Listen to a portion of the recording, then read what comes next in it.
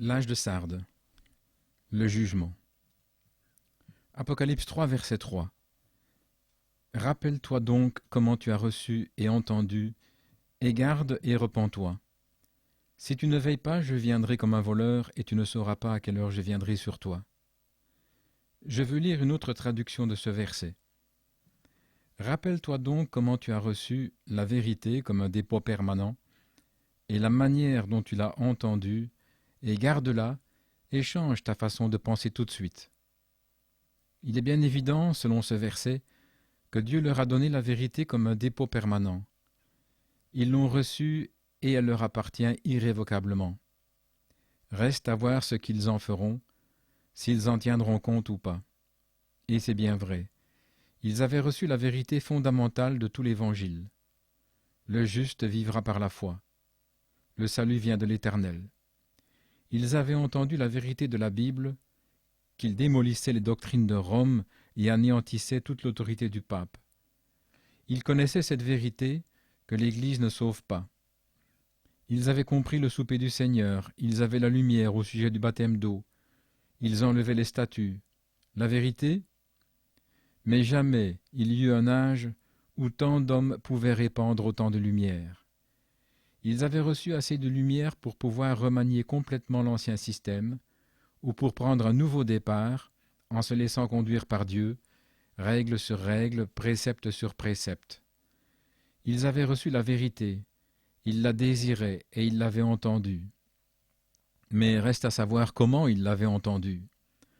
L'avaient-ils entendue comme le fondement de leur édifice, ou bien, attitude qui avait été courante chez les Grecs, comme un sujet de discussion théorique? De toute évidence, on écoutait la riche parole de vérité comme un discours académique plutôt que pour la mettre en pratique, puisque Dieu exigeait d'eux un changement dans leur façon de penser. S'il s'agit réellement de la parole de Dieu, ce qui est bien le cas, alors on doit y obéir. En n'y obéissant pas, on s'attire le jugement. Quand les gardes du temple sacré étaient surpris à dormir, on les battait, et leurs vêtements étaient brûlés. Que fera le Seigneur à ceux de cet âge qui ont relâché leur vigilance? Je viendrai sur toi comme un voleur. L'ancienne Sarde était constamment harcelée par les bandits qui venaient des montagnes et se livraient au pillage. Ils étaient donc particulièrement bien placés pour comprendre ce que l'Esprit entendait par là, quand il disait que le Seigneur viendrait comme un voleur. Ce n'est qu'en restant vigilant et en se préparant qu'on peut être prêt pour sa venue. Or nous savons que c'est là un message pour la fausse vigne, car la venue du Seigneur se fera comme c'est arrivé au temps de Noé. Les 8 qui furent sauvés étaient bien conscients du déluge qui arrivait. Comme ils en étaient conscients, ils s'étaient préparés et ils ont été sauvés. Mais le monde des impies a été balayé par les flots. Étant en contact quotidien avec les justes, ils avaient entendu la vérité, mais ils s'en sont détournés jusqu'à ce qu'il soit trop tard. Les hommes tout à fait charnels de cette époque reculée préfigurent les chrétiens de nom d'aujourd'hui, dont la vie est remplie des choses terrestres et qui prennent un tel plaisir dans ces choses qui n'ont aucun désir des choses spirituelles. Ils ne sont pas du tout conscients de l'avènement du Seigneur et n'y sont pas préparés. L'éloge. Apocalypse 3, verset 4. Toutefois, tu as quelques noms à Sardes qui n'ont pas souillé leurs vêtements, et ils marcheront avec moi en vêtements blancs, car ils en sont dignes. Le mot « nom » veut bien sûr dire des personnes, comme dans Actes 1,15, où, en parlant de ceux qui étaient dans la chambre haute, il est dit « La foule des noms qui étaient réunis était d'environ 120. » Pour moi, cependant, le sens dépasse largement celui de personnes. Il fait ressortir cette vérité qui est présentée dans chaque âge et dont notre Seigneur nous parle avec tant d'insistance. Il s'agit de ceci. Le système ecclésiastique de ces âges est composé de 2 vignes, la vraie et la fausse. Dieu, selon son dessein souverain, les a réunies toutes les 2, les appelant l'Église. Voyez comme il les a réprimandées dans cet âge, en disant « à l'Église qui est », non pas aux Églises qui sont, à Sardes, mais les réunissant en une seule, l'Église qui est. Je connais tes œuvres, tu es mort, tes œuvres sont inachevées. Puis il continue. Toi, l'Église de Sardes, tu as quelques personnes qui sont dans le vrai, contrairement à la majorité des gens qui sont dans l'erreur. Ils marchent avec des vêtements propres, et ils sont dignes de moi. Or, ces gens qui étaient les vrais saints de Dieu marchaient de manière à être entièrement agréables au Seigneur. Leurs vêtements étaient propres. Voyez-vous, en ce temps-là, les vêtements descendaient jusqu'au sol, ramassant la poussière et se souillant. Ces gens-là prenaient garde à leurs pas. Ils n'étaient donc pas corrompus par le monde. Ils étaient dans l'esprit et ils marchaient selon l'esprit. Ils étaient saints et irrépréhensibles devant lui. Ils accomplissaient ainsi le dessein pour lequel ils étaient là, car d'après Éphésiens 1,4, le dessein de Dieu, c'est que nous soyons saints et irrépréhensibles devant lui. Par ce verset, qui montre que les élus de Dieu ne sont que quelques noms, vous voyez nettement ce que nous avons enseigné au sujet de cet âge. C'était un âge chaotique, un âge inachevé, un âge de scission de toutes sortes, et Dieu le réprimande presque dans son ensemble. C'était un âge faible, malade, près de mourir. Ce n'était pas l'ère glorieuse que veulent en faire certains historiens protestants qui suivent les idées de la chair. Au premier regard, cet arbre apparaît gangrené, malade, sans feuilles, aux fruits rares, difformes, véreux et tombant à terre trop tôt. Mais attendez, regardez mieux. Tout en haut, là où le soleil donne toute sa lumière, il y avait quelques prémices, ces quelques noms, parfaits en lui, car ils étaient nés en lui, remplis de lui, et ils marchaient avec lui par sa parole. Dieu soit loué pour ces quelques noms, et ils marcheront avec moi. Voilà ce que Dieu lui-même dit qu'il leur accordera à cause de leur marche intègre. C'est une partie de l'héritage qu'il leur a réservé. S'ils acceptaient de marcher avec lui à travers les difficultés et au milieu des pièges de la vie, pour lui faire honneur, alors il allait les récompenser. Il n'oublie pas notre travail d'amour. Dieu récompensera toujours les efforts que nous faisons pour lui plaire. Oui, ils avaient passé dans le monde sans y prendre part. Ils ne s'étaient pas laissés enlacer par les systèmes de ce monde. Alors que les personnages illustres de cet âge avaient cédé aux flatteries de l'État et choisi les voies de la politique plutôt que celles de l'esprit, ce qui allait les ramener dans le monde, ces quelques hommes prenaient le parti de la parole de Dieu et honoraient ainsi le Seigneur. Le Seigneur allait maintenant les honorer en retour. En effet, ils marcheront avec lui en vêtements blancs, ils s'étaient identifiés à lui sur terre, et lui allait maintenant s'identifier à eux dans la Nouvelle Jérusalem. Et cette identification sera absolument merveilleuse.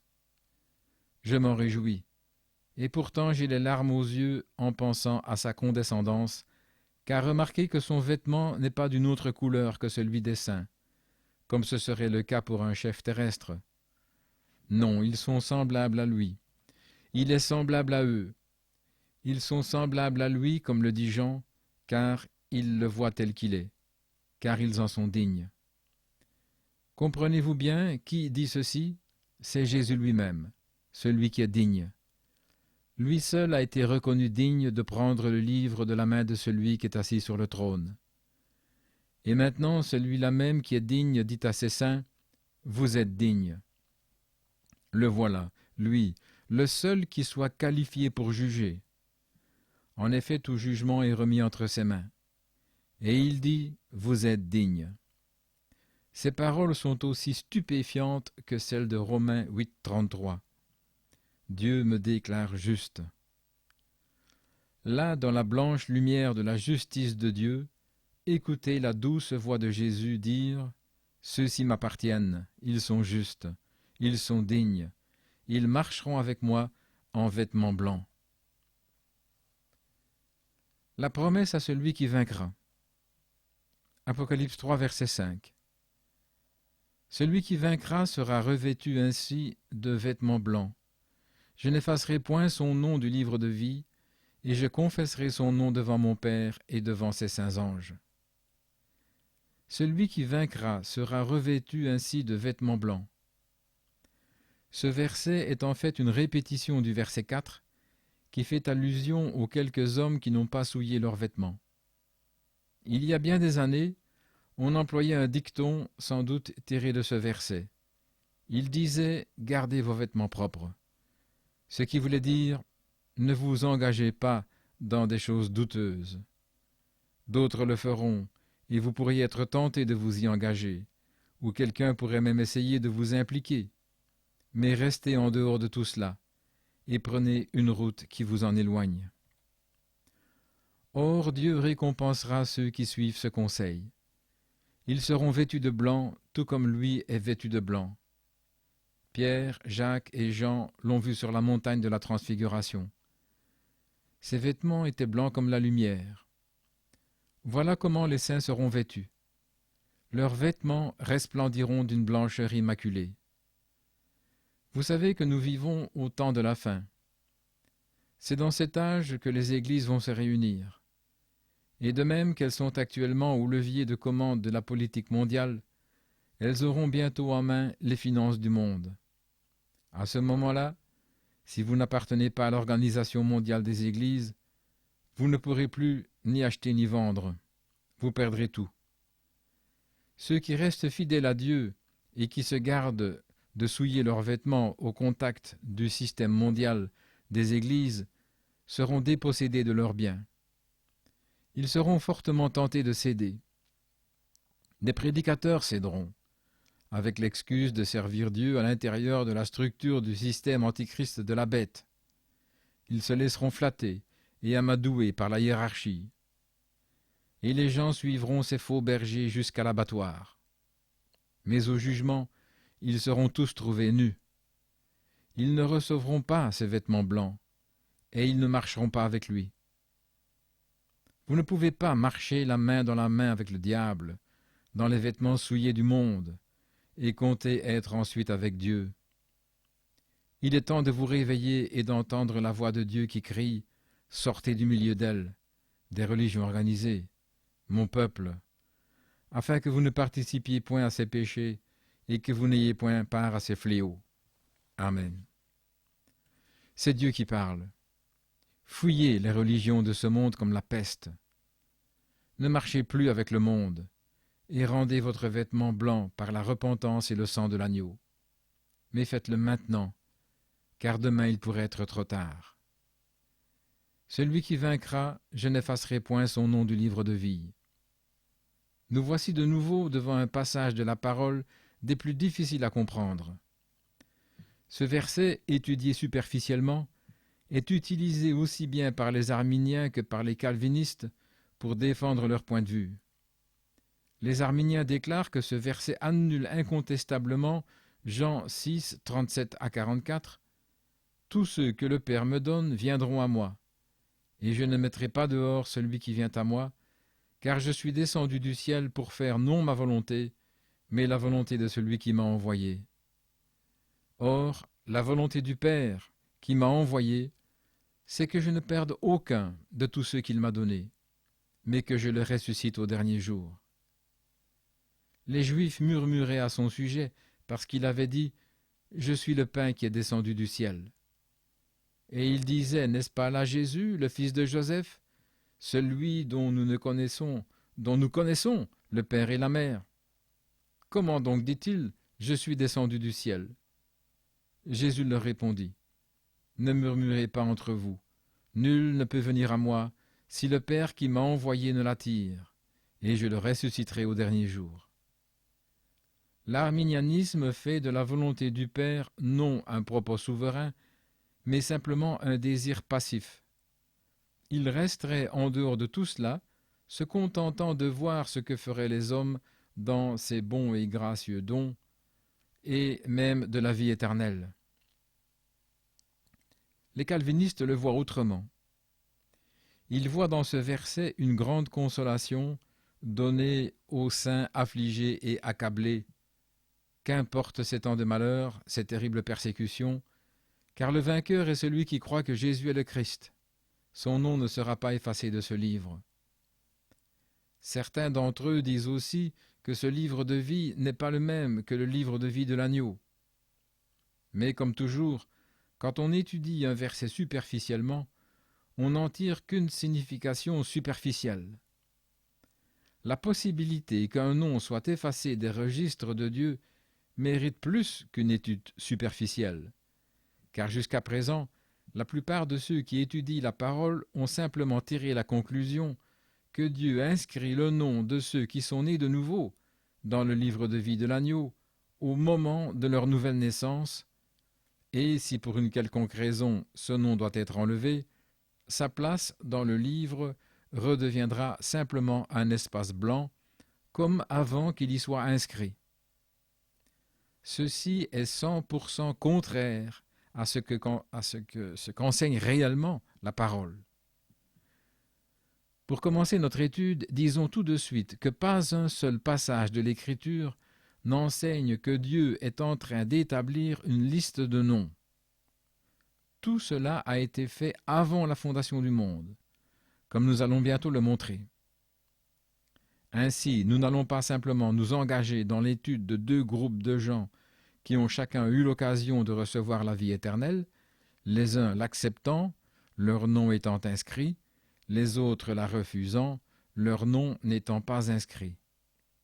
En fait, nous montrerons par l'Écriture que des multitudes de gens qui n'ont pas passé par la nouvelle naissance entreront dans la vie éternelle.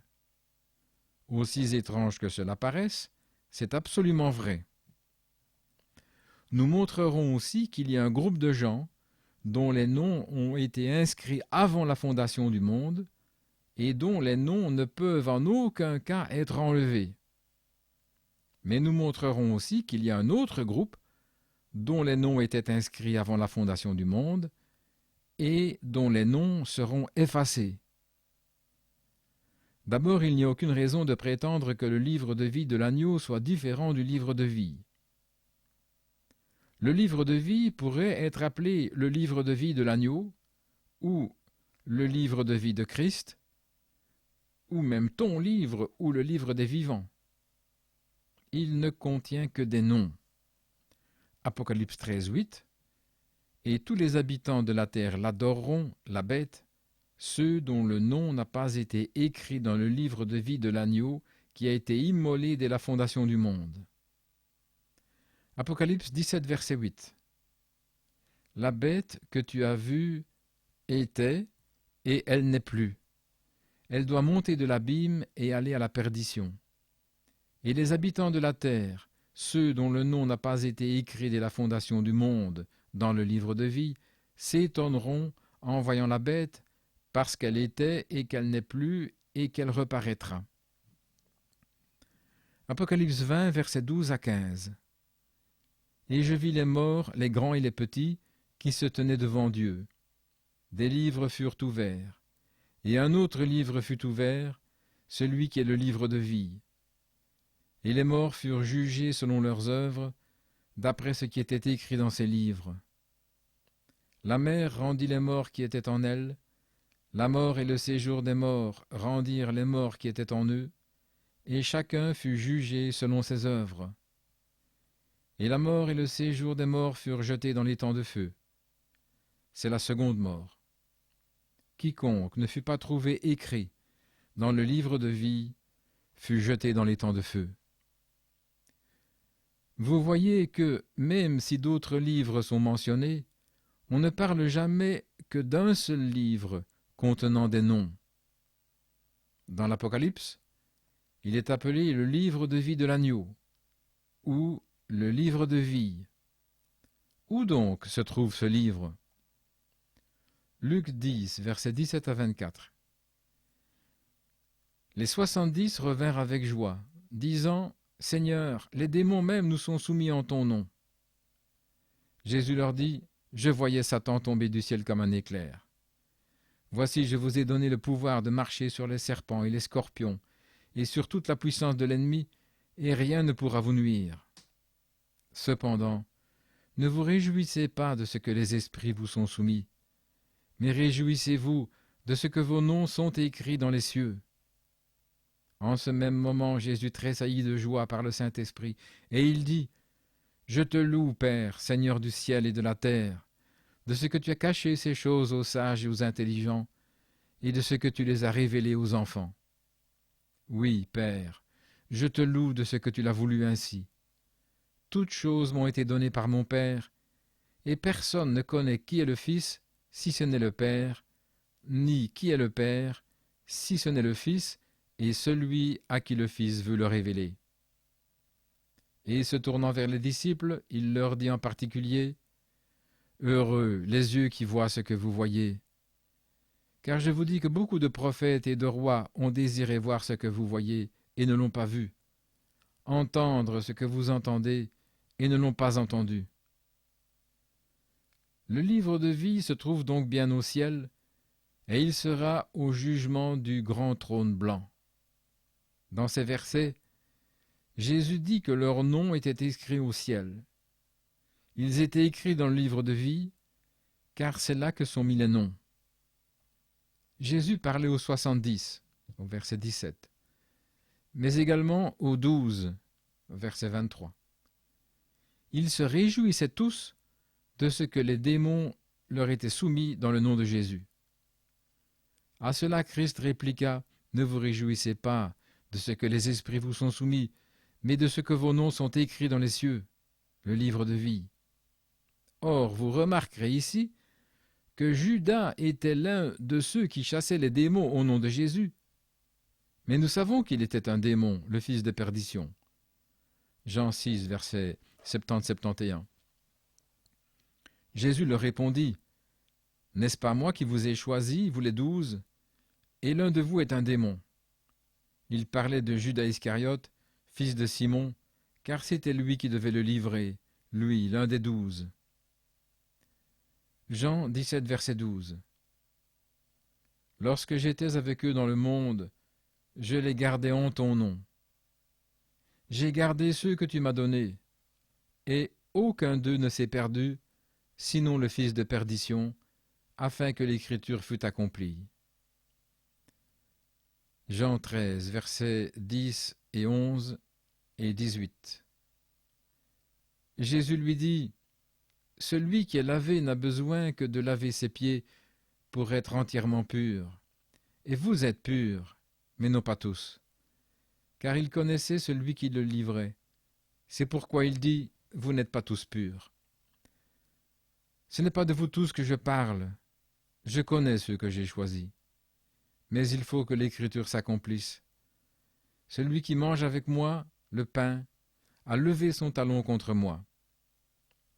Or, si les mots ne sont pas dénués de sens, nous devons bien admettre que Judas a été choisi par Jésus.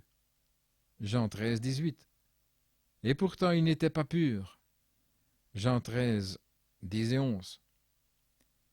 Judas aussi fut donné à Jésus par le Père. Jean 17, verset 12.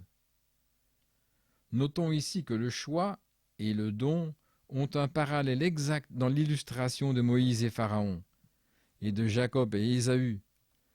Car bien qu'Ésaü et Pharaon aient été tous les deux connus d'avance, ils étaient prédestinés à la colère, alors que Moïse et Jacob étaient prédestinés à la glorification. 1 Pierre 2, 8 et 9 nous montre les réprouvés et les élus. Ils s'y heurtent pour n'avoir pas cru à la parole, et c'est à cela qu'ils ont été destinés. Vous, au contraire, vous êtes une race élue. Judas était compté parmi les 12, et il a bien eu part au ministère avec eux avant la Pentecôte. Acte 1, versets 16 et 17. Homme frère, il fallait que s'accomplisse ce que le Saint-Esprit dans l'Écriture a annoncé d'avance par la bouche de David au sujet de Judas, qui a été le guide de ceux qui ont saisi Jésus. Il était compté parmi nous, et il avait part au même ministère. La part que Judas avait parmi les 12 et qu'il a perdue ensuite n'était pas inférieure au ministère des 11 autres. Elle n'était pas non plus un ministère étranger et diabolique, qui se serait glissé parmi les ministères des autres. Acte 1, verset 25. Afin qu'il ait part à ce ministère et à cet apostolat, que Judas a abandonné pour aller en son lieu. Judas, un démon, a perdu un ministère du Saint-Esprit qu'il avait reçu de Dieu. Il s'est tué et il est allé en son lieu. Son nom était même dans le livre de vie, mais son nom a été effacé. Avant de poursuivre ses pensées sur Judas, retournons dans l'Ancien Testament et voyons que Dieu avait déjà fait la même chose. Dans Genèse 35, versets 23-26, les fils de Jacob étaient au nombre de 12, et leurs noms étaient les suivants: Ruben, Siméon, Lévi, Judas, Issachar et Zabulon, Joseph et Benjamin, Dan et Nephtali, Gad et Aser.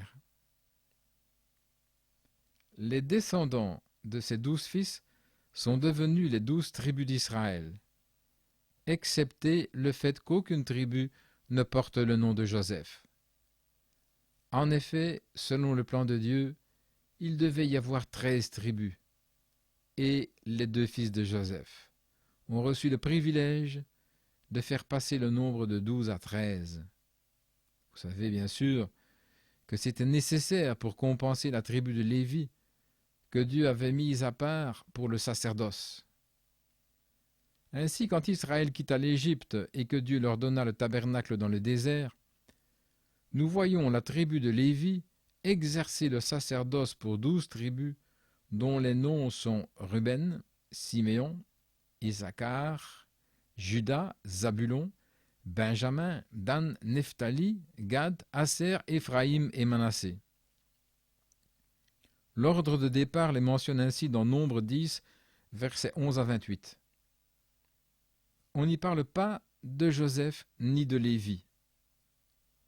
Mais si nous considérons Apocalypse 7, versets 4 à 8, où il est dit « Ceux qui avaient été marqués du sceau, 144 000, de toutes les tribus des fils d'Israël, nous trouvons les noms suivants. Judas, Ruben, Gad, Aser, Nephtali, Manassé, Siméon, Lévi, Issachar, Zabulon, Joseph, Benjamin. Nous retrouvons 12 tribus, y compris Lévi et Joseph, mais sans Dan et Éphraïm. Une question se pose donc. Pourquoi ces 2 tribus ont-elles été effacées? La réponse se trouve dans Deutéronome 29, versets 16 à 20. Vous savez de quelle manière nous avons habité dans le pays d'Égypte et comment nous avons passé au milieu des nations que vous avez traversées. Vous avez vu leurs abominations et leurs idoles, le bois et la pierre, l'argent et l'or qui sont chez elles. Qu'il n'y ait parmi vous ni homme, ni femme, ni famille, ni tribu, dont le cœur se détourne aujourd'hui de l'Éternel notre Dieu, pour aller servir les dieux de ces nations-là.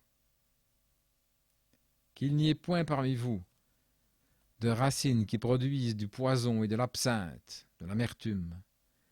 Que personne, après avoir entendu les paroles de cette alliance contractée avec serment, ne se glorifie dans son cœur et ne dise « J'aurai la paix, quand même je suivrai les penchants de mon cœur, et que j'ajouterai l'ivresse à la soif. » L'Éternel ne voudra point lui pardonner. Mais alors la colère et la jalousie de l'Éternel s'enflammeront contre cet homme. Toutes les malédictions écrites dans ce livre reposeront sur lui, et l'Éternel effacera son nom de dessous les cieux. Voici la malédiction prononcée contre l'idolâtrie, qui est la fornication spirituelle. La tribu qui se tournerait vers l'idolâtrie verrait son nom effacé. Et nous trouvons l'histoire des 2 tribus dont les noms ont été effacés pour cause d'idolâtrie dans 1 Roi 12, versets 25 à 30. Jéroboam bâtit Sichem sur la montagne d'Éphraïm, et il y demeura, puis il en sortit et bâtit Pénuel. Jéroboam dit en son cœur, « Le royaume pourrait bien maintenant retourner à la maison de David. Si ce peuple monte à Jérusalem pour faire des sacrifices dans la maison de l'Éternel, le cœur de ce peuple retournera à son Seigneur, à Roboam, roi de Juda, et ils me tueront et retourneront à Roboam, roi de Juda. » Après avoir demandé conseil, le roi fit 2 veaux d'or, et il dit au peuple: « Assez longtemps vous êtes montés à Jérusalem, Israël. Voici ton Dieu qui t'a fait sortir du pays d'Égypte. » Il plaça l'un de ses veaux à Béthel, et il mit l'autre à Dan. Ce fut là une occasion de péché. Le peuple alla devant l'un des veaux jusqu'à Dan. Osée 4, verset 17. Éphraïm est attaché à ses idoles, laisse-le. Notez bien que le châtiment de l'idolâtrie était que la tribu coupable verrait son nom effacé de dessous les cieux. Deutéronome 29, verset 20. Il n'est pas dit qu'il serait effacé dans les cieux, mais de dessous les cieux.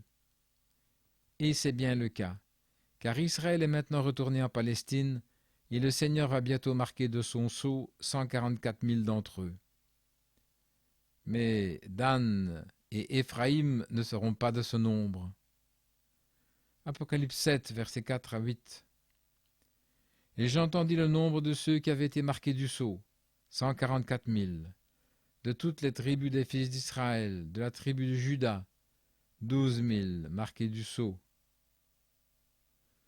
Ruben, 12 000, de la tribu de Gad, 12 000, de la tribu d'Asser, 12 000, de la tribu de Nephtali, 12 000, de la tribu de Manassé, 12 000, de la tribu de Siméon, 12 000, de la tribu de Lévi, 12 000, de la tribu d'Issachar, 12 000, de la tribu de Zabulon, 12 000, de la tribu de Joseph, 12 000, de la tribu de Benjamin, 12 000, marqués du sceau. Notez l'absence de Dan et d'Éphraïm.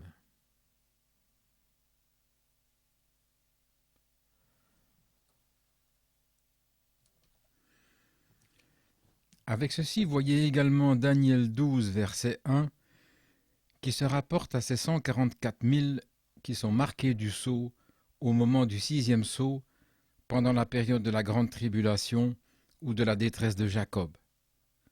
En ce temps-là se lèvera Michaël, le grand chef, le défenseur des enfants de ton peuple, et ce sera une époque de détresse, telle qu'il n'y en a point eu depuis que les nations existent jusqu'à cette époque.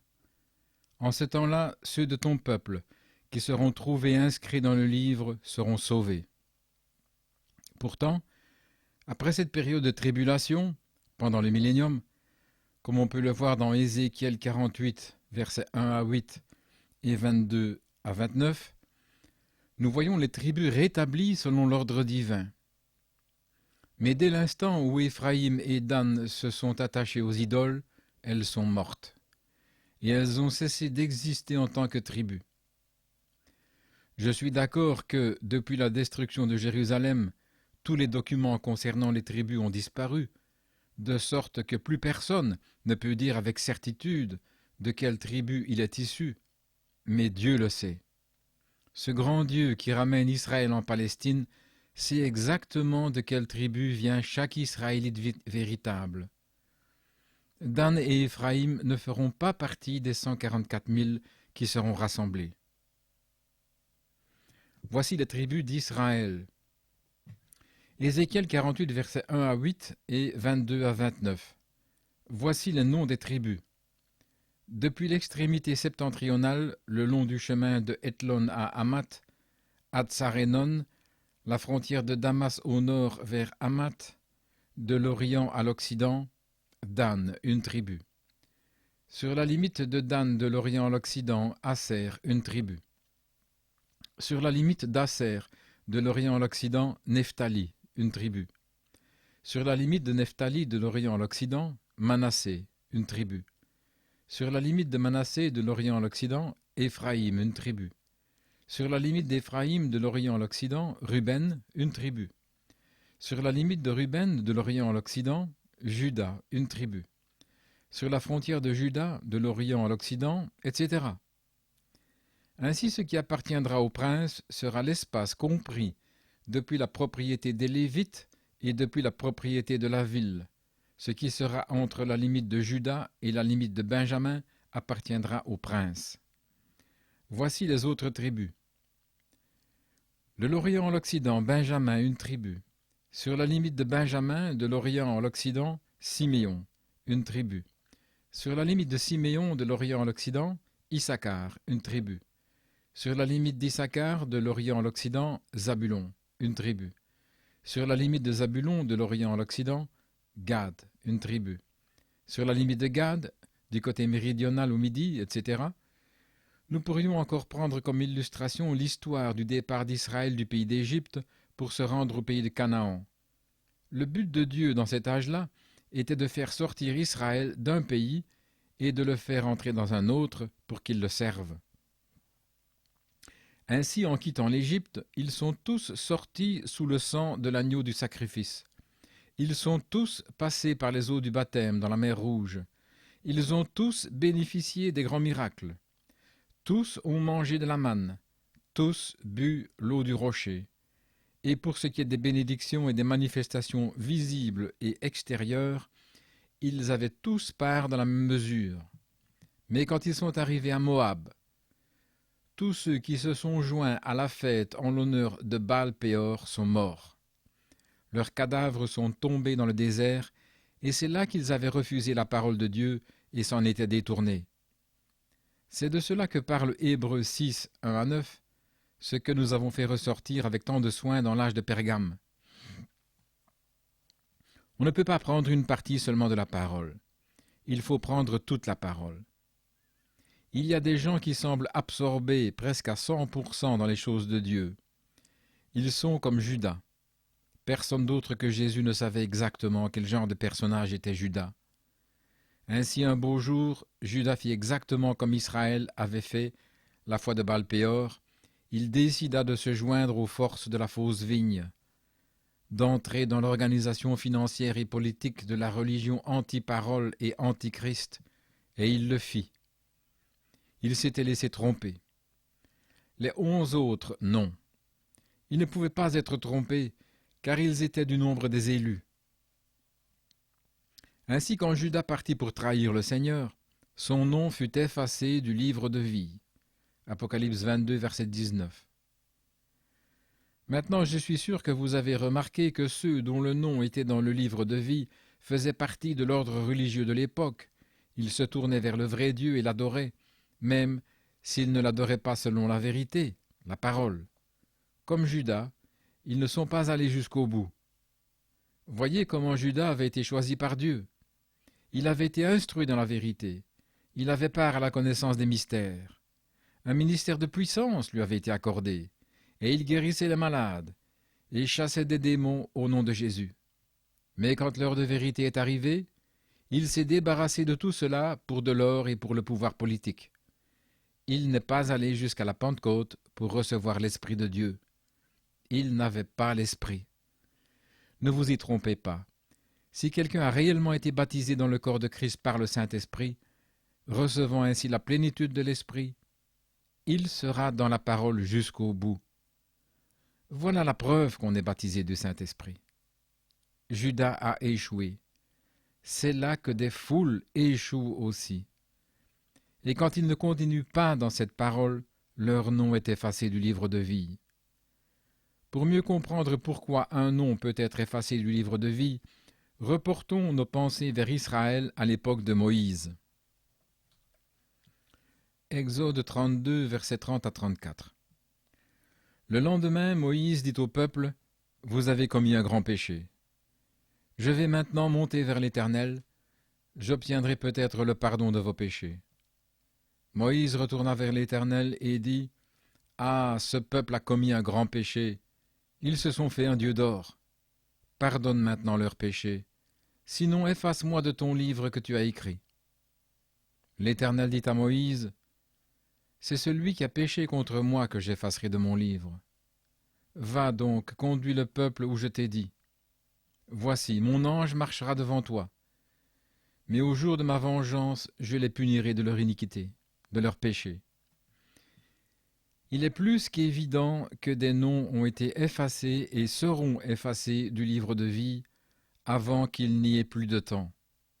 Dans ce cas-ci, c'était pour cause d'idolâtrie, comme c'était le cas pour Dan et Éphraïm, qui avaient perdu leur droit de tribu pour avoir adoré les veaux d'or.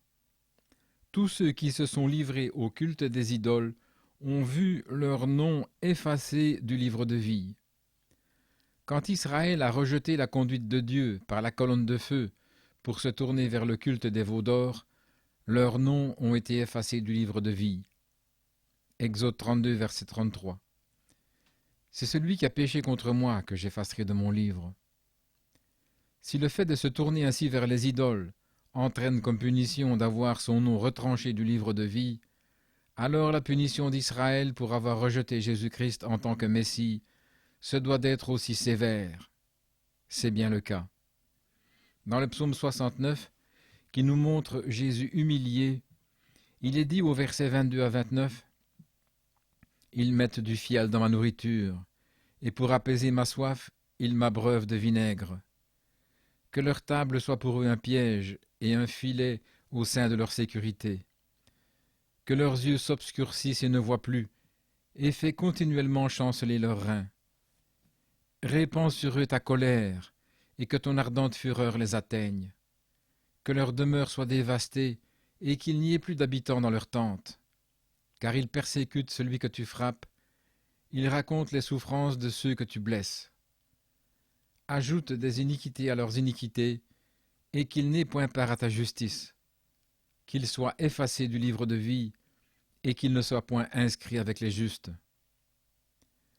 Quand les Juifs ont rejeté Jésus, Dieu s'est carrément détourné d'eux pour se tourner vers les nations. Acte 13, versets 46 à 48. Paul et Barnabas leur dirent avec assurance, « C'est à vous premièrement que la parole de Dieu devait être annoncée, mais puisque vous la repoussez, et que vous vous jugez vous-même indigne de la vie éternelle, voici, nous nous tournons vers les païens. Car ainsi nous l'a ordonné le Seigneur.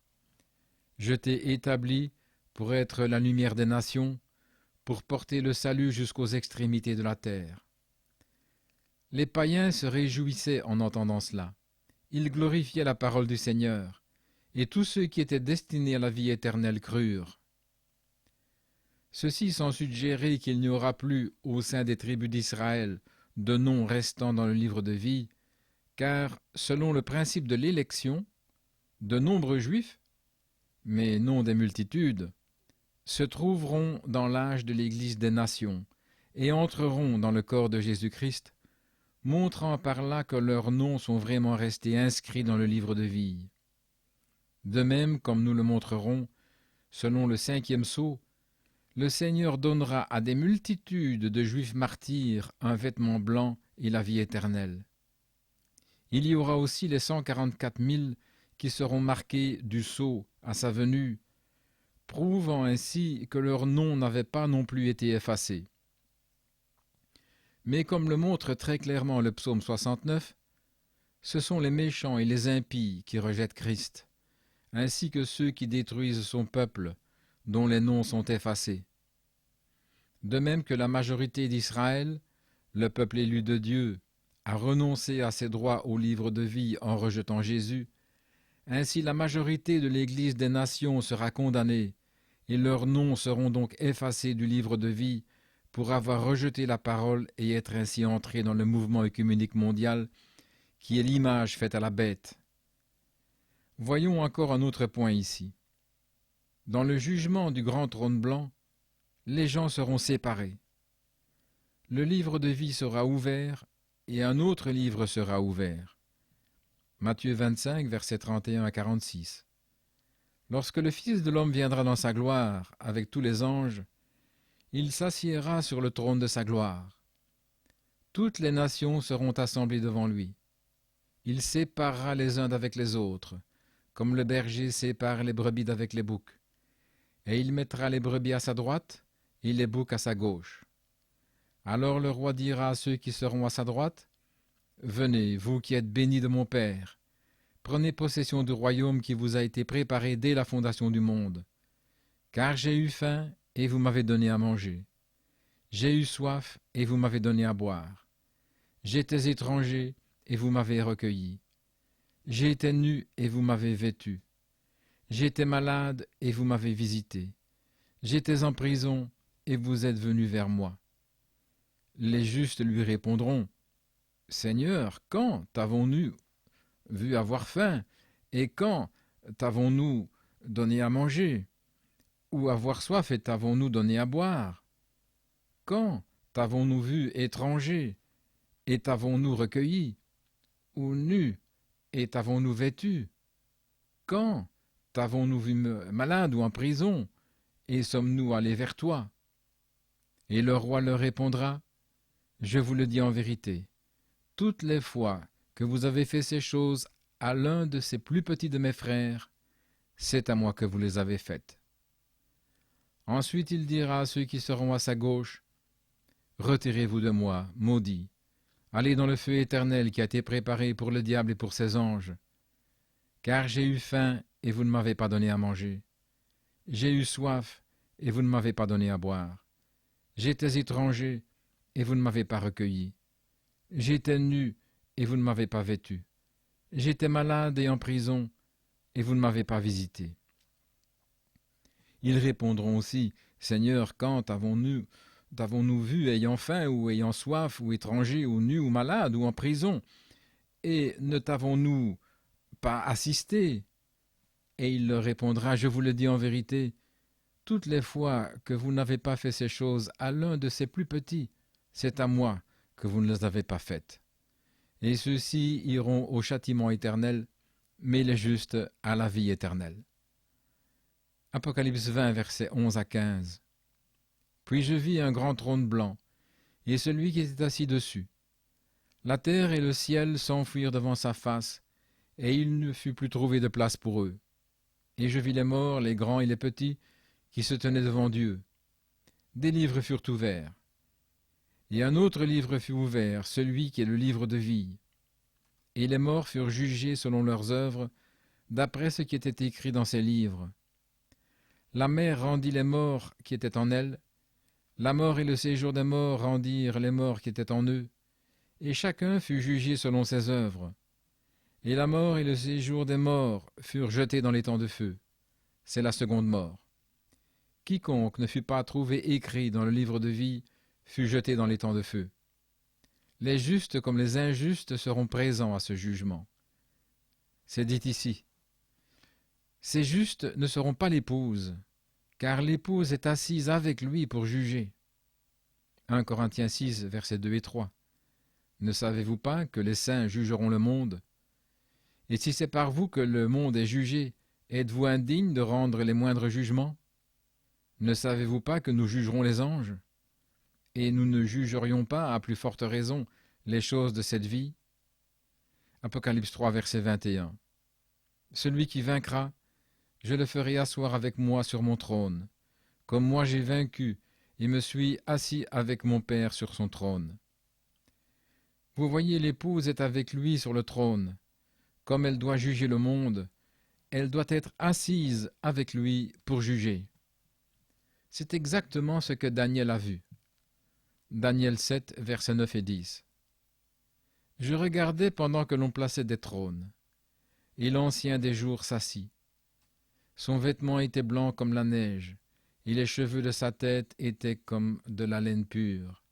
Son trône était comme des flammes de feu, et les roues comme un feu ardent. Un fleuve de feu coulait et sortait de devant lui. 1000 milliers le servaient, et 10 000 millions se tenaient en sa présence. Les juges s'assirent et les livres furent ouverts. Vous voyez, nous retrouvons la même scène, car les 1000 milliers qui le servent sont l'épouse. En effet, qui sert l'époux, si ce n'est sa femme? La question qui se pose maintenant est celle-ci. Pourquoi ces justes passent-ils en jugement? Il n'y a pas d'autre place où ils puissent apparaître, car il n'y a que 2 résurrections. Et puisqu'ils ne sont pas aptes à participer à la première résurrection, il faut qu'ils apparaissent dans la seconde résurrection, qui est une résurrection pour le jugement. Ceux qui sont aptes à participer à la première résurrection, l'épouse, ne passent pas en jugement. Jean 5, verset 24. En vérité, je vous le dis, celui qui écoute ma parole et qui croit à celui qui m'a envoyé a la vie éternelle. C'est-à-dire que le croyant a déjà reçu la vie éternelle, qui est en sa possession maintenant. Et il ne vient point en jugement, mais il est passé, définitivement, de la mort à la vie. Mais notez bien que Jésus devait penser à un autre groupe qui, lors d'une certaine résurrection, allait recevoir la vie éternelle. Ils la recevront à la résurrection, ne l'ayant pas reçue auparavant en tant que membre de l'épouse. Jean 5, 28 et 29. Ne vous étonnez pas de cela, car l'heure vient où tous ceux qui sont dans les sépulcres entendront sa voix et en sortiront. Ceux qui auront fait le bien ressusciteront pour la vie, mais ceux qui auront fait le mal ressusciteront pour le jugement. Or nous savons tous que, dans Jean 5, 28 et 29, il ne s'agit pas de l'enlèvement, car seuls ceux qui sont morts en Christ sortiront de la tombe à ce moment-là pour être avec l'épouse qui vit encore sur la terre. 1 Thessaloniciens 4, versets 16 et 17. Car le Seigneur lui-même a un signal donné, à la voix d'un archange, et au son de la trompette de Dieu, descendra du ciel, et les morts en Christ ressusciteront premièrement. Ensuite, nous les vivants, qui serons restés, nous serons tous ensemble enlevés avec eux sur des nuées, à la rencontre du Seigneur dans les airs. Et ainsi nous serons toujours avec le Seigneur. Mais il est dit dans Jean 5, versets 28 et 29, que tous sortiront des sépulcres. Cette fois, c'est la même résurrection dont il est parlé dans Apocalypse 20, 11 à 15, où les morts sont amenés devant le Seigneur et jugés selon leurs œuvres, et où tous ceux dont le nom ne se trouve pas dans le livre de vie sont ensuite jetés dans les temps de feu. Maintenant, nous nous trouvons devant la question de savoir pourquoi ils recevraient la vie éternelle lors du jugement, alors que les épîtres semblent bien préciser que l'on doit posséder l'Esprit de Christ ou périr. Quoi qu'il en semble, nous ne devons pas refuser de croire aux paroles de Jésus, qui précisent bien que, parmi ceux qui sont inscrits dans le livre de vie, il y en a qui recevront la vie éternelle avant et d'autres après la résurrection générale. Paul n'élude pas cette vérité, car il dit clairement dans Philippiens 3, 11 « Pour parvenir, si je puis, à la résurrection d'entre les morts ». Cette phrase est très curieuse. Chacun de nous sait que nous aurons tous part à une résurrection, que cela nous plaise ou non. Tous ressusciteront. Ainsi, Paul ne pouvait guère dire « parvenir, si je puis », à une résurrection des morts. En réalité, ce n'est pas cela qu'il dit. Le sens littéral de ce qu'il dit, c'est « parvenir, si je puis, à la pré-résurrection d'entre les morts ». Il ne s'agit pas ici de parvenir à la résurrection générale, la seconde résurrection, mais de parvenir à la première résurrection, de laquelle il est dit « heureux et saints ceux qui ont part à la première résurrection ». La seconde mort n'a point de pouvoir sur eux, mais ils seront sacrificateurs de Dieu et de Christ, et ils régneront avec lui pendant 1000 ans. La première résurrection n'a rien à voir avec la seconde mort. Elle a lieu à la fin des 1000 ans, quand tout le reste des morts reviennent à la vie. En ce jour-là, certains entreront dans la vie éternelle, et d'autres seront emportés dans la seconde mort. Or, nous n'avons pas besoin de faire des suppositions au sujet de ceux qui recevront la vie à la seconde résurrection. Il nous est dit qu'ils la recevront parce qu'ils ont été bons envers les frères. Ceux qui ressusciteront pour être jetés dans les temps de feu le seront parce qu'ils auront maltraité les frères. Puisque c'est la parole de Dieu, nous l'acceptons simplement. Il n'y a pas lieu de discuter. Nous ne faisons qu'énoncer les faits. Pour encore plus de clarté, examinez attentivement les paroles de Matthieu 25, 31 à 46. il n'est pas dit que le berger sépare littéralement les brebis d'avec les boucs, mais que ce sera comme le berger qui sépare les brebis d'avec les boucs. Il ne s'agit pas de brebis à ce moment précis, au jugement du trône blanc. Les brebis sont dans sa bergerie. Elles ont entendu sa voix, sa parole, et elles l'ont suivi. Elles ont déjà la vie éternelle, et ne peuvent pas passer en jugement. Mais ceux-ci n'ont pas la vie éternelle, et ils passent en jugement. Il leur est permis d'entrer dans la vie éternelle. Mais à quel titre entrent-ils dans la vie éternelle? Certainement pas parce qu'ils ont déjà sa vie, comme c'est le cas pour l'épouse, mais ils la reçoivent parce qu'ils ont été bons envers ses frères. Eux ne sont pas ses frères. Cela ferait d'eux des cohéritiers de Jésus. Ils n'héritent de rien, sauf de la vie. Ils ne partagent pas de trône et autres avec lui. Leurs noms doivent avoir été dans le livre de vie et ne pas en avoir été retirés. Et maintenant, à cause de leur amour pour le peuple de Dieu, ils sont reconnus et sauvés. Sans doute, ils ont servi et aidé les enfants de Dieu. Peut-être, comme Nicodème et Gamaliel, ont-ils pris le parti de ces enfants en des moments difficiles. Si tout cela revêt une teinte de restauration, faites bien attention, car les méchants ne seront pas restaurés, mais jetés dans les temps de feu. Les noms de beaucoup de ceux qui seront détruits étaient également dans le livre de vie, mais ils ont été effacés parce qu'ils n'ont pas honoré le peuple de Dieu, qui était la parole vivante manifestée, des lettres vivantes pour leur époque. Maintenant, soyons bien clairs. Il ne s'agit pas ici de nations qui seraient jugées et qui entreraient dans le millénium pour avoir accueilli et aidé les Juifs. C'est évident au vu de la conclusion de ces versets. Et ceux-ci, les méchants, iront au châtiment éternel, les temps de feu, mais les justes à la vie éternelle. Il n'est pas fait mention de deux jugements où les méchants sont précipités dans les temps de feu. Seuls la bête et le faux prophète sont jugés à la fin de la grande tribulation. Non, il s'agit ici du jugement du trône blanc. Et ils sont jugés selon ce qui est écrit dans les livres. C'est à la seconde résurrection que les âmes qui sont sous l'autel, dont il est question dans le 5e sceau, Apocalypse 6, versets 9 à 11, reçoivent des vêtements blancs et bien sûr la vie éternelle, sans quoi les vêtements blancs n'auraient aucun sens. Quand il ouvrit le 5e sceau, je vis sous l'autel les âmes de ceux qui avaient été immolés à cause de la parole de Dieu et à cause du témoignage qu'ils avaient rendu.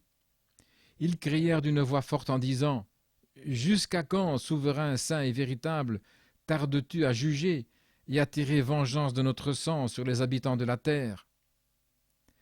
Une robe blanche fut donnée à chacun d'eux, et il leur fut dit de se tenir en repos quelque temps encore, jusqu'à ce que fût complet le nombre de leurs compagnons de service et de leurs frères, qui devaient être mis à mort comme eux.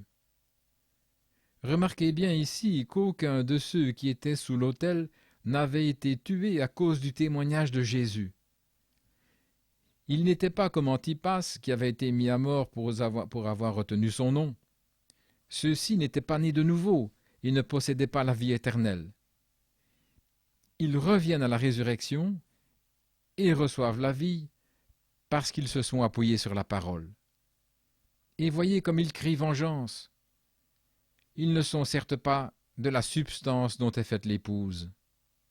L'épouse présente l'autre jour et dit « Père, pardonne-leur, ils ne savent pas ce qu'ils font. » Ce sont des Juifs. Forcément qu'ils sont dans le 5e sceau. Et c'est dans le 4e sceau que l'épouse des nations part dans l'enlèvement.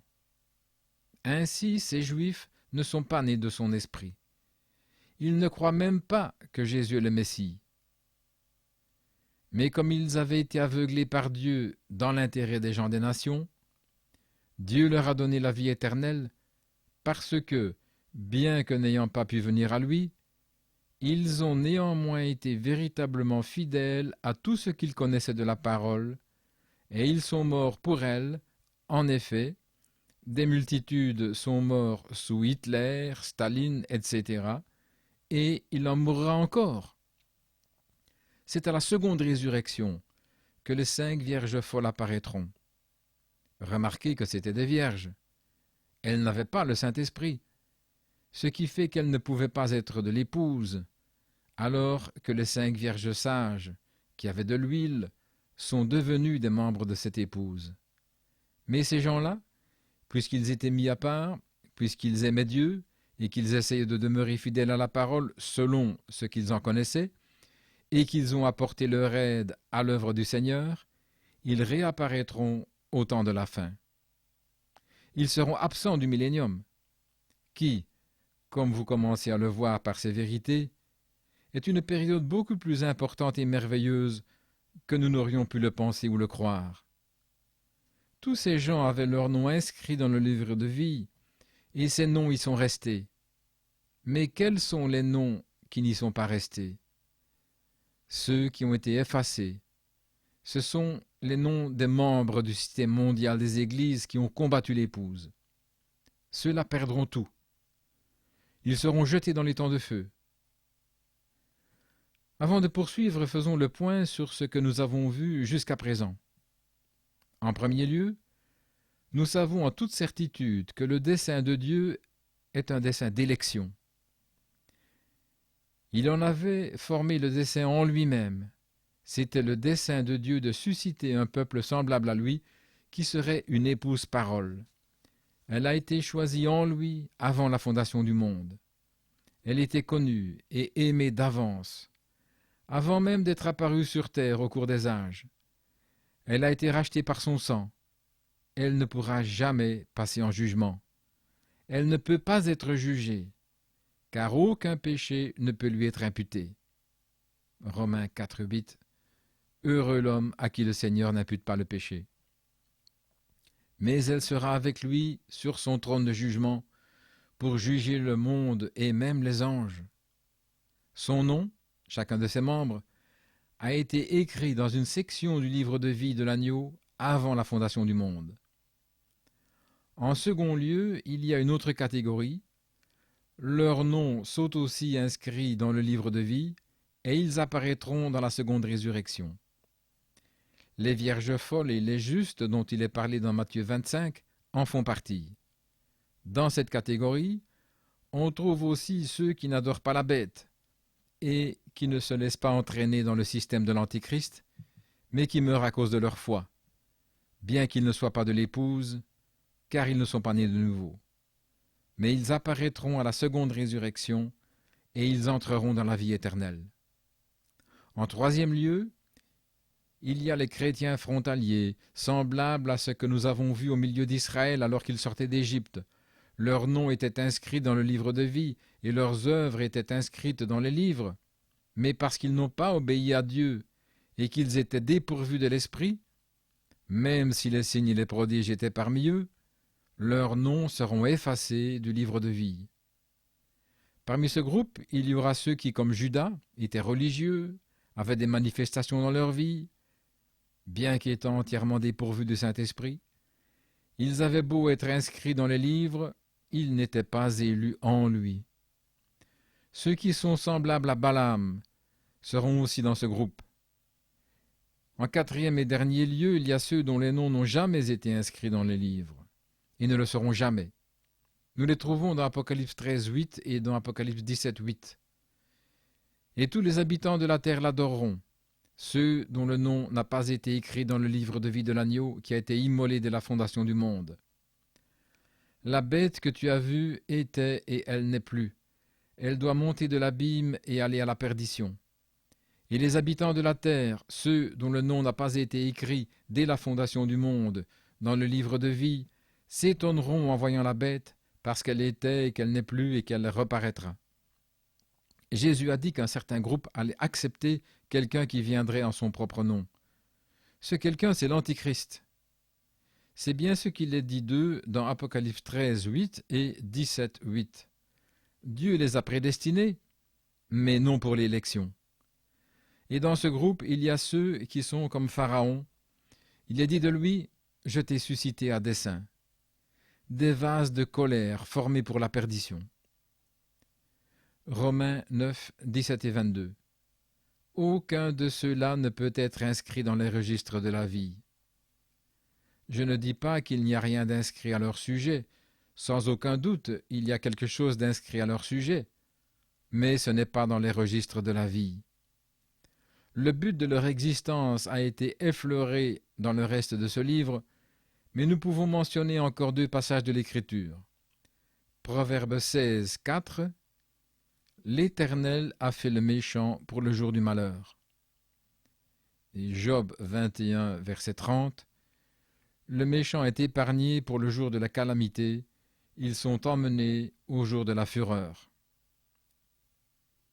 Étant donné que cette portion de la parole est difficile à comprendre pour l'esprit de l'homme, il faut l'accepter et la croire par la foi. Certains s'offenseront des faits que j'ai exposés, car ils ne comprennent pas la souveraineté de Dieu, qui affirme que Dieu est Dieu, et parce qu'il est Dieu, on ne peut pas déjouer ses desseins, ni contrecarrer sa volonté et ses buts, mais que lui, étant omnipotent, dirige toutes choses et fait ce qu'il veut de sa création tout entière, car tous ont été créés pour son bon plaisir. Aussi Paul a-t-il dit, « Si d'une même masse d'argile, Dieu tire un vase d'honneur et un vase d'un usage vil, qui peut s'offenser et contester avec lui ?» Le simple fait qu'il s'agisse de sa création lui donne le droit de faire cela, c'est indéniable. Pourtant, il est allé encore plus loin. Car selon Romains 14, 7 à 9, nous avons la preuve irréfutable que Jésus a payé le prix d'achat pour le monde entier. Il peut donc faire ce qu'il veut de ce qui lui appartient. En effet, nul de nous ne vit pour lui-même, et nul ne meurt pour lui-même. Car si nous vivons pour le Seigneur, et si nous mourrons pour le Seigneur. Soit donc que nous vivions, soit que nous mourions, nous sommes au Seigneur. Car Christ est mort, et il a repris la vie, afin d'être Seigneur de tous, des morts comme des vivants.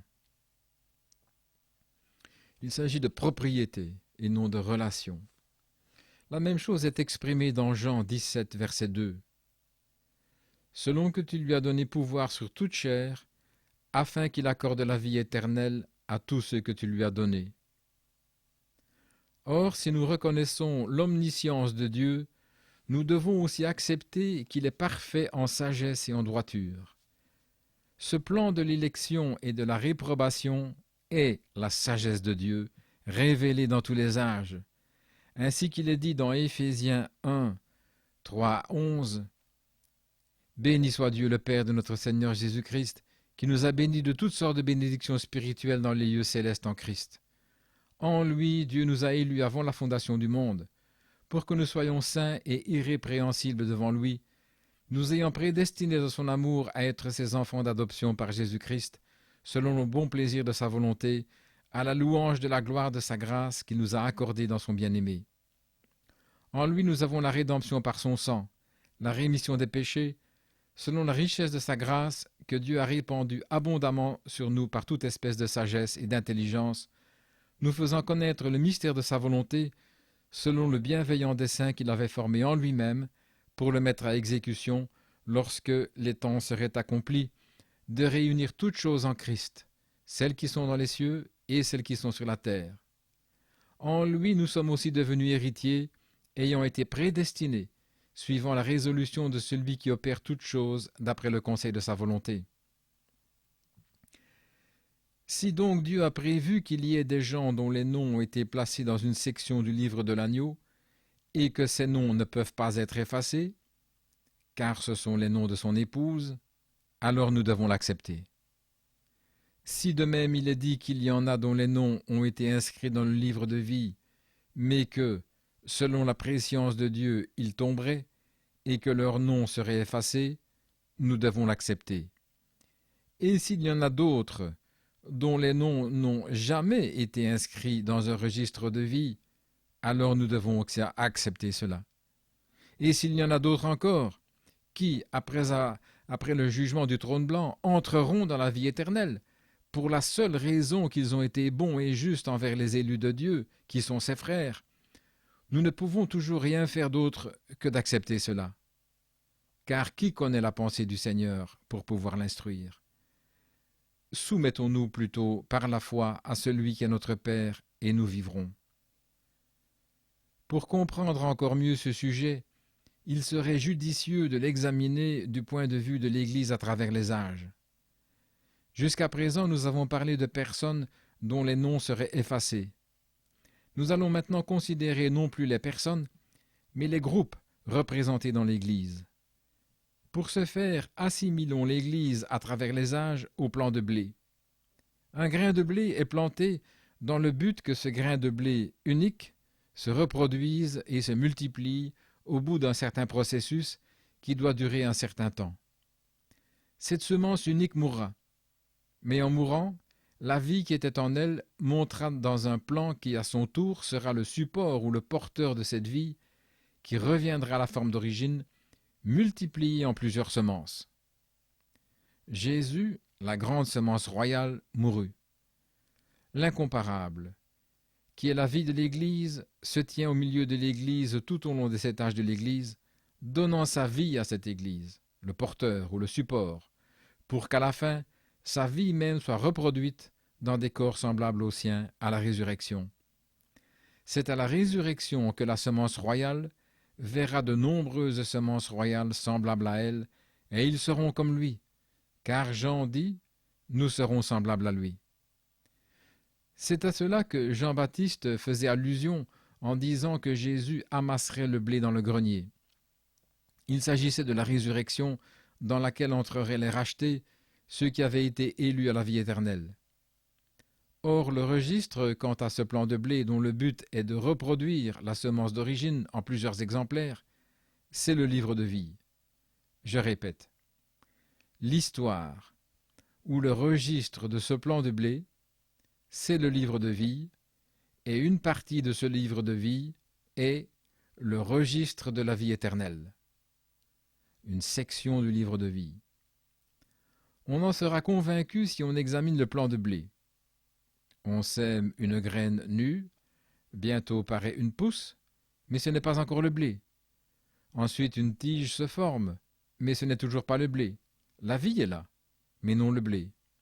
Ensuite apparaît au bout de la tige une petite pointe d'où surgit une aigrette. C'est bien un plant de blé, mais il n'y a toujours pas de blé. Alors la plante est fécondée par le pollen et nous voyons croître la balle. Cela a vraiment l'air d'être du blé, mais il n'y a pas encore de semence. Enfin, le blé se forme dans la balle. C'est alors qu'il est revenu à sa forme d'origine.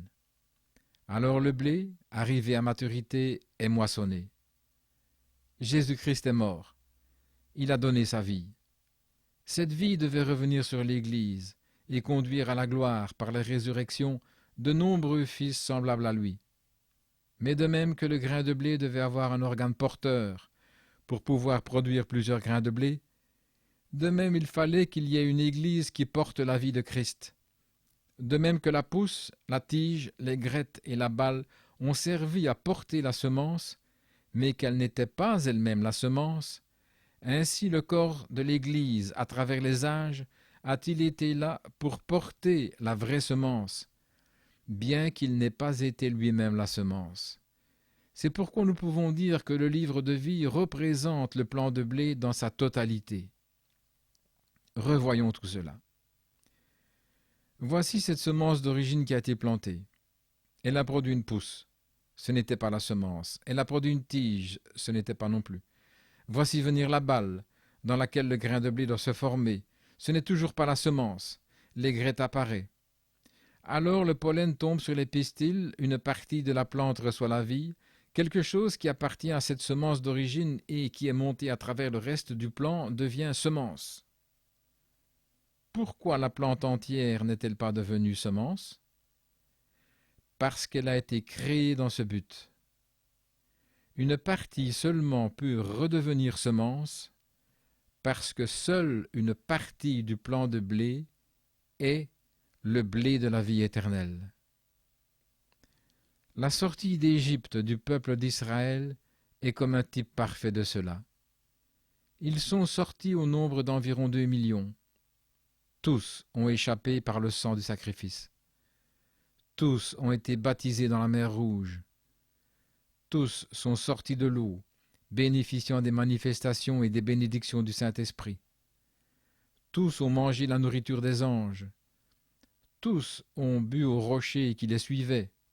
Pourtant, tous, à quelques rares exceptions près, n'étaient rien de plus que des porteurs pour leurs enfants qui devaient les suivre et entrer dans le pays de Canaan. Tout Israël n'est pas Israël. Et tous, à part une infime minorité, ont vu leur nom effacé du livre de vie. Il en est exactement de même aujourd'hui dans l'Église. Des noms seront effacés du livre de vie. Aucun nom ne sera effacé du livre de la vie éternelle, car celui-ci est un autre registre, bien qu'il soit contenu dans le livre de vie. Voici de quoi témoigne ce registre. Dieu nous a donné la vie éternelle, et cette vie est dans son Fils. Celui qui a le Fils a la vie éternelle, et celui qui n'a pas le Fils n'a pas la vie éternelle. Et ceux qui ont cette vie étaient en lui avant la fondation du monde. Ils ont été choisis en lui avant la fondation du monde. La grande semence royale, Jésus-Christ, a été plantée, il est mort, et cette vie qui était en lui est montée à travers le plant de blé, et se reproduit en des multitudes de grains de blé, qui ont la même vie en eux, et qui sont comme l'original, car par l'Esprit, ils sont d'origine. Nous pouvons voir à présent pourquoi l'épouse, elle était en lui comme Ève avait été en Adam, rachetée par son propriétaire originel.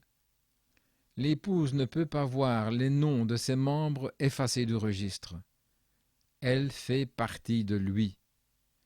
Elle est sur le trône. Il est impossible qu'elle soit jugée. Chaque membre de l'épouse est l'un de ses membres. Il n'en perd aucun. Mais ce n'est pas le cas de tous ceux dont il est question quant au livre de vie. Parmi eux, il y a ceux qui, comme Judas entre autres, ont eu une place dans le registre, mais dont les noms ont été effacés. Nous pouvons déjà les voir venir dans les derniers jours. Ils auront fait des œuvres merveilleuses, et pourtant Jésus leur dira qu'il ne les a jamais connus. Ce n'est pas qu'il ignorait leur existence. C'est exclu car il est omniscient. Mais il n'était pas connu dès le début comme étant l'épouse. Il n'était pas connu non plus comme étant parmi les justes de la seconde résurrection. Ils ne portaient pas de fruits, parce qu'ils étaient en dehors de la parole. Ils n'y demeuraient pas, et par conséquent ils ont été condamnés à mort. Ensuite, comme nous l'avons vu précédemment, il y a ceux qui ont pris le parti de l'épouse, qui lui sont venus en aide et l'ont réconfortée. Leurs noms sont restés dans le livre de vie, et ils entreront dans la vie éternelle. Enfin, il y a ceux qui, comme Pharaon, n'ont jamais été inscrits dans le livre de vie. Eux aussi seront jetés dans les temps de feu. Ainsi, le grain de blé, qui est devenu un plant destiné à la moisson, témoigne du registre de l'Église. Et de même que ce n'est pas tout le plant de blé qui est la semence de blé, et que ce n'est pas tout le plant qui est utilisé pour la moisson, il en est de même de l'Église. Toute l'Église n'est pas l'épouse, et toute ne reçoit pas la vie éternelle, mais une partie d'elle est rassemblée dans le grenier, une partie d'elle est destinée à entrer dans la vie éternelle à la seconde résurrection, et une partie d'elle, jugée comme étant de la balle, sera brûlée dans les temps de feu. C'est bien ce qu'ont dit Jean-Baptiste et Jésus. En effet, Jean a dit que le grain serait amassé dans le grenier et que la paille serait brûlée. Jésus a dit « liez l'ivraie et ensuite amassez le blé ». Le mouvement œcuménique liera ensemble les églises ivrées, car l'ivraie doit être liée premièrement. et bien qu'elle doive être jetée au feu, elle n'est pas brûlée au moment où elle est liée, mais elle est réservée pour plus tard, pour la fin des 1000 ans, à la seconde résurrection. Mais dès que l'ivraie est liée, alors l'enlèvement peut avoir lieu. Ce dernier se produira donc entre le moment où elle est liée et la révélation de l'Antichrist. Alors viendra le jour où tous seront là ensemble, comme nous l'avons vu dans Daniel. Le roi sera là avec son épouse. Devant eux se tiendront les multitudes de ceux qui doivent passer en jugement. Oui, tous seront là. Tous les livres sont ouverts. Une mesure finale est prise pour chacun. La moisson est bien finie. Les livres qui avaient été ouverts sont maintenant refermés. Je vais conclure ce sujet pour le moment en me référant à une chose que j'ai dite en commençant, qu'il n'y a pas un seul passage de l'Écriture qui dit que le Seigneur est en train d'établir une liste de noms. C'est tout à fait exact. Toutefois, il y a un passage de l'Écriture qui parle d'un enregistrement futur. C'est le psaume 87. Ce psaume parle de l'Éternel qui inscrit les noms de tous ceux qui sont nés en Sion. On ne peut d'aucune manière prétendre que Dieu devrait attendre la fin des âges ou cette période qui traite de Sion pour savoir qui va naître en Sion. Ce serait encore exclure son omniscience. Sûrement qu'il sait qui sont tous ceux qui font partie de ce nombre. Mais alors qu'en est-il?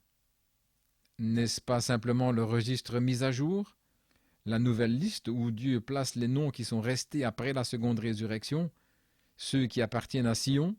C'est bien cela. Et je confesserai son nom devant mon Père et devant ses anges. C'est le grand appel dans le ciel. Si un homme meurt, revivra-t-il? Tous les jours de ma détresse, j'attendrai jusqu'à ce que mon état vînt à changer. Tu appellerais et moi je te répondrai. Ton désir serait tourné vers l'œuvre de tes mains. Le grand berger appelle ses brebis par leur nom. La voix créatrice de Dieu les fait ressusciter de la poussière, ou alors, s'ils ne sont pas endormis, transforme leur corps jusque dans les atomes. C'est l'enlèvement. C'est le glorieux souper des noces de l'agneau et de son épouse. Mais l'enlèvement n'est pas le seul appel.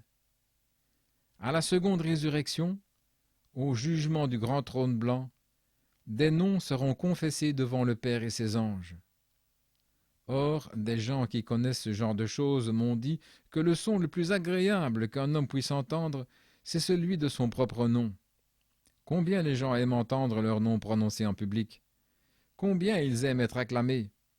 Mais aucune voix terrestre ne prononcera jamais votre nom d'une manière aussi agréable que lorsque la voix de Dieu le prononcera, si votre nom se trouve dans le livre de vie, et y reste pour être révélé devant les saints anges. Quel beau jour ce sera quand nous entendrons Jésus dire « Père, ils ont confessé mon nom devant les hommes au jour de leur pèlerinage terrestre. Je vais maintenant confesser leur nom devant toi et devant tous les anges du ciel. » Que celui qui a des oreilles entende ce que l'Esprit dit aux églises. Une fois encore, l'Esprit a parlé. Une fois encore, nous avons examiné l'exposé de ce que l'Esprit dit à un autre âge. Nous avons trouvé les faits exposés entièrement exacts. Un autre âge a passé, et tout s'est accompli exactement comme il l'avait prédit. Quelle consolation pour nous qui espérons faire partie de l'épouse du dernier jour. En effet, nos cœurs tressaillent de joie, car nous savons qu'il est fidèle, et qu'il accomplira chacune de ses promesses. S'il a été loyal et fidèle envers ceux de l'âge de Sardes, alors il l'est tout autant pour notre âge. Si par sa grâce et sa puissance ils seront reçus et approuvés par lui, il en sera de même pour nous. Marchons donc jusqu'à la perfection, et nous irons dans les airs à la rencontre du Seigneur, et nous serons avec lui pour toujours.